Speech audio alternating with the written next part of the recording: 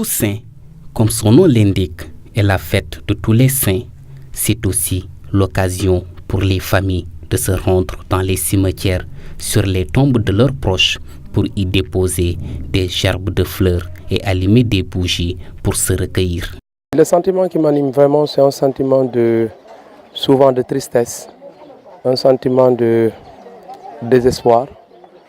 Mais compte tenu de la situation, puisque l'Église nous dit que la foi dans la Bible nous dit carrément, nous devons être des témoins de l'espérance.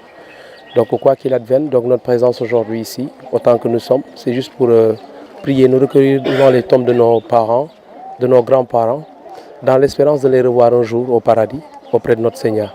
Donc c'est cela qui nous anime, souvent un peu de tristesse, mais aussi un peu de joie, car le Christ nous dit que la mort n'est pas tout à fait une fin, mais c'est juste un passage de ce monde vers l'autre monde qui est réservé aux élus de Dieu.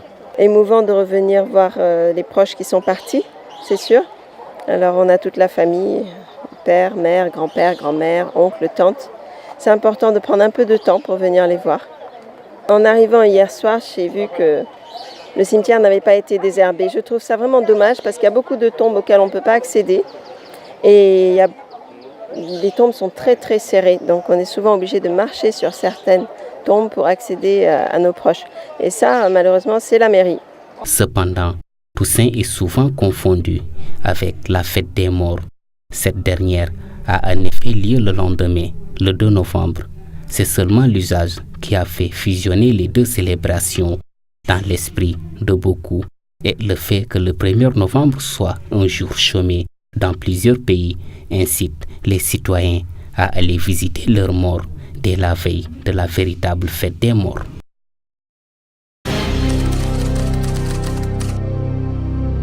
En ce jour de Toussaint, les fidèles catholiques convergent vers le cimetière mixte de Sankaba. Là-bas, des objets de culte, des bougies et des fleurs sont vendus aux chrétiens pour embellir la tombe de leurs défunts.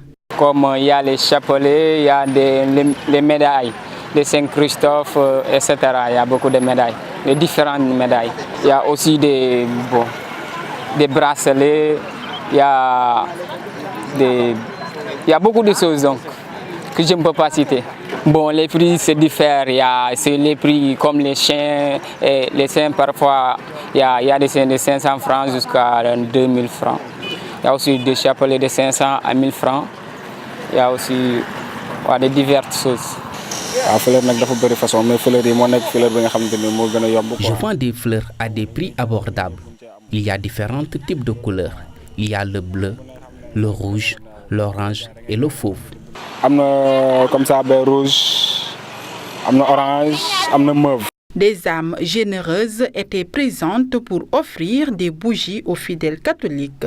Aujourd'hui, notre devoir, on dit que nous sommes de Ziguinchor, on est né ici, on est venu pour soutenir tout le monde. On le fait pendant les carêmes, pendant les carêmes et pendant des événements pareils. Donc, et puis on ne s'arrête pas là, on fait les mosquées, on repeint les mosquées, les hôpitaux, on fait des actes vraiment très concrets dans cette région. Parce que le gouvernement ne peut pas tout faire.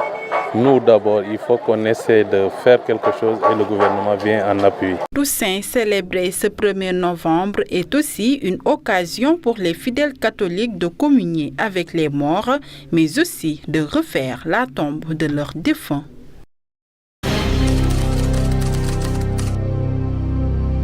À cause de contraintes socio-professionnelles, au Sénégal, on a pris l'habitude de faire les deux en même temps. Donc le matin, on célèbre la messe solennelle de la Toussaint, la fête des saints, et l'après-midi, on va visiter nos chers défunts. Mais en réalité, la fête de la Toussaint, c'est la fête de la vie, de la vie de tous ceux qui sont reconnus ou pas par l'Église comme ayant été des hommes ou des femmes qui ont essayé d'imiter Dieu dans sa vie, dans son amour, dans sa volonté. Et l'autre aspect de la fête de la Toussaint, c'est que cette fête nous invite aussi à imiter ces gens. Nous qui sommes sur terre, nous qui sommes confrontés chaque jour à la dure réalité du péché, des difficultés, nous devons tous les jours aussi essayer de vivre cet appel à la sainteté. Le 2 novembre, nous faisons la commémoration de tous les fidèles défunts. Et évidemment, on ne peut y voir un aspect heureux parce que tout simplement, lorsqu'on se souvient de quelqu'un qui nous était cher et qui nous a quittés, on ne peut être heureux. Donc l'occasion aussi, à travers le 2 novembre, de les porter dans la prière. Puisqu'ils sont partis, le devoir premier qui nous revient, c'est de les porter dans la prière, prier pour que le Seigneur ait miséricorde, le Dieu de miséricorde ait pitié d'eux, qu'il les prenne dans son paradis. On saura bientôt si l'affaire des emails peut nuire à Hillary Clinton. Wikileaks en remet une couche et publie ce lundi un courrier selon lequel la candidate à la Maison-Blanche était informée des questions posées lors de débats de la primaire démocrate. Le message date du 5 mars, il est rédigé par l'actuelle présidente intérimaire du Parti démocrate et est adressé à 2 responsables de la campagne d'Hillary Clinton. Du pain béni pour Donald Trump. Ce qui m'intéresse, c'est qu'Hillary Clinton obtienne les questions d'un débat. Ce n'est pas rien. Et ensuite, ce qu'on voit, c'est que les médias ne disent jamais « Pourquoi n'avez-vous pas renvoyé vos collaborateurs ? Pourquoi avez-vous utilisé ces questions ?» Elle a utilisé ces questions à de nombreuses reprises. Ça vient de sortir aujourd'hui. À 8 jours de la présidentielle, la candidate démocrate en meeting à Cincinnati a quant à elle abattu ses dernières cartes. Elle a notamment dénoncé le danger représenté selon elle par un Donald Trump à la tête de l'arsenal nucléaire américain, puis a posé cette question.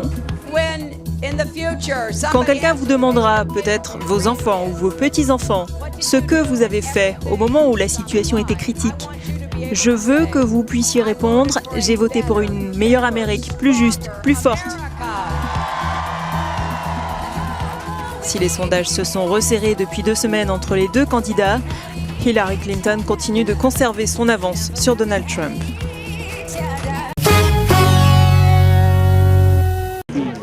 L'unité des chrétiens, c'est l'une des priorités du pape François. Le souverain pontife est donc allé en Suède, rencontrer les plus hauts représentants mondiaux luthériens et participer au coup d'envoi d'une année de commémoration autour de la réforme protestante. Il y a 500 ans, le moine catholique allemand Martin Luther avait critiqué l'Église et son pape. Son excommunication entraîna des guerres religieuses sanglantes dans les décennies suivantes et la rupture entre chrétiens. Le pape et le président de la Fédération luthérienne mondiale ont signé une déclaration commune, un document historique, même si des différends existent toujours, comme l'ordination des femmes ou la communion, dont sont écartés les couples mixtes, catholiques protestants, dans l'une ou l'autre église. Cette année luthérienne se célèbre évidemment en Allemagne, comme ici à Wittenberg, berceau de Luther. Le luthéranisme est particulièrement implanté dans le nord de l'Europe.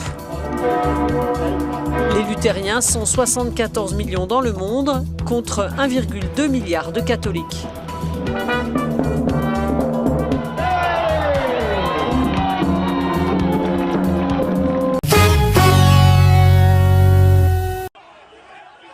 Le Burkina Faso n'a pas été à l'abri de soubresauts au cours des 24 derniers mois.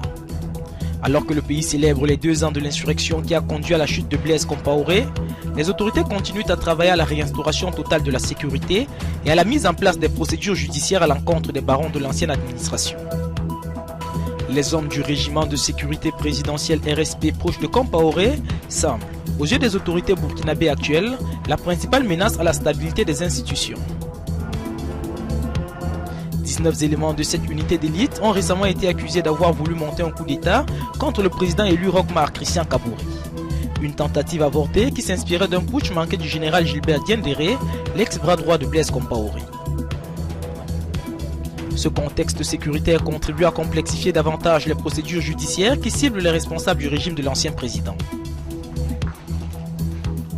Un des indicateurs les plus explicites de cette difficulté étant sans doute l'affaire dite des écoutes téléphoniques impliquant le président de l'Assemblée nationale ivoirienne, Guillaume Soro.